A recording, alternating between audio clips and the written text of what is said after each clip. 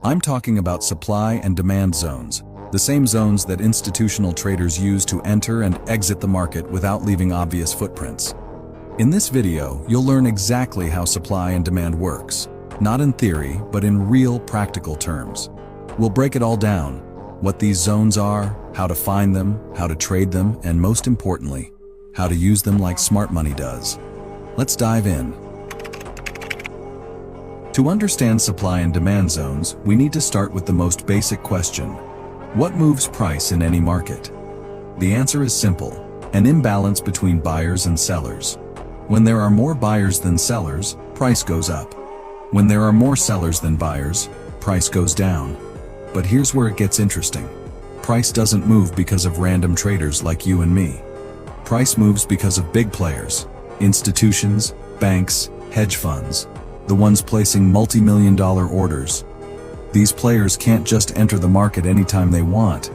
They need liquidity. They need other people to take the opposite side of their trades. So what do? They wait for price to come into areas where there's a lot of activity, a lot of pending orders.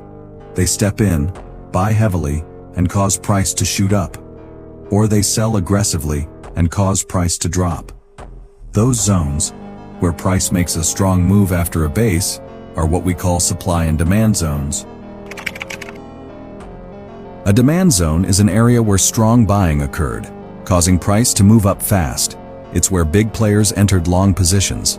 When price returns to that zone, it often reacts, because there may still be unfilled buy orders there.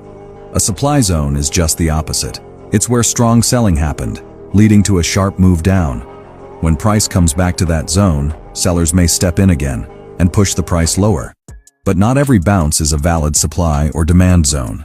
We're not looking for minor reactions. We're looking for imbalances, where price exploded away, leaving a clear footprint of institutional activity. Let me give you a simple example. Let's say price consolidates in a tight range, then suddenly moves 50 pips in one direction in just a few candles. That sudden move shows imbalance, and the area where that move started becomes our zone. So now you're wondering, how do I spot strong supply or demand zones on my chart? Here are 4 key characteristics to look for. 1. Sharp move away. You want to see a strong move away from the zone. Big candles, minimal wicks, almost no hesitation. That shows clear institutional interest. 2. Freshness. Has price returned to the zone before? If not, the zone is fresh.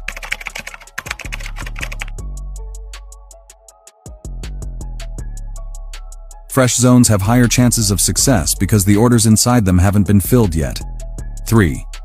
Time spent at the zone. If price stayed too long in the zone, lots of candles, lots of back and forth, it probably means indecision. You want zones where price stayed briefly, then made a clean breakout. Clear base. The zone should have a clean base of 1 to 3 candles before the breakout. That base is where orders were accumulating. If the base is messy or too large, skip it. Bonus tip: always mark zones that lead to breaks of structure. If price rallies from a demand zone and breaks a previous lower high, it adds confidence that the zone was legit. Let's talk about drawing the zones. Here's a simple method. For a demand zone, identify the last bearish candle before the strong bullish move. Mark from the low of that candle's wick to the high of its body. That becomes your demand zone. For a supply zone, find the last bullish candle before the sharp drop. Mark from the high of the wick to the low of the body. That's your supply zone. This method gives you the precise area where institutional orders were likely placed. Now, there's no universal rule about whether to include wicks or not. Some traders use only the body. Some include wicks. The key is to stay consistent with whatever method you choose. And always remember, the sharper the move away from the zone, the more valid it is. Now that you've identified a zone, how do you trade it? There are 3 smart ways to enter. 1. Limit order entry. You place a buy or sell limit order at the zone. It gives you the best risk reward, but it's aggressive. There's no confirmation. You're assuming price will respect the zone right away. 2nd, confirmation entry. You wait for a signal, like a rejection candle, a bullish engulfing for demand, or a bearish engulfing for supply. You can also drop to a lower time frame and wait for a market structure shift before entering. This gives you confirmation, but may reduce the R to R slightly. 3. Liquidity sweep entry. This is an advanced technique. You wait for price to sweep the zone. For stop loss, place it slightly outside the zone. For targets, aim for the next opposite zone. But the most important part is this. Don't force trades.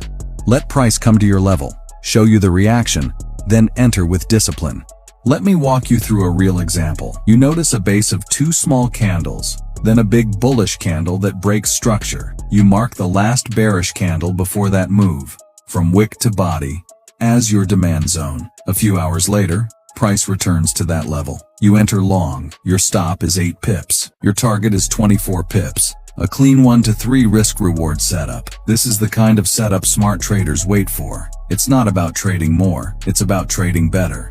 Here's the truth. Most retail traders trade based on indicators, feelings, and noise. Institutions trade based on price, levels, and intent. If you want to succeed, start thinking like them. Stop chasing price. Start waiting for it to return to areas where the big players left footprints. Mark clean zones. Wait for price to come back. Trade with patience, confirmation, and risk control. That's how real traders win. And now you know exactly how to start doing it too.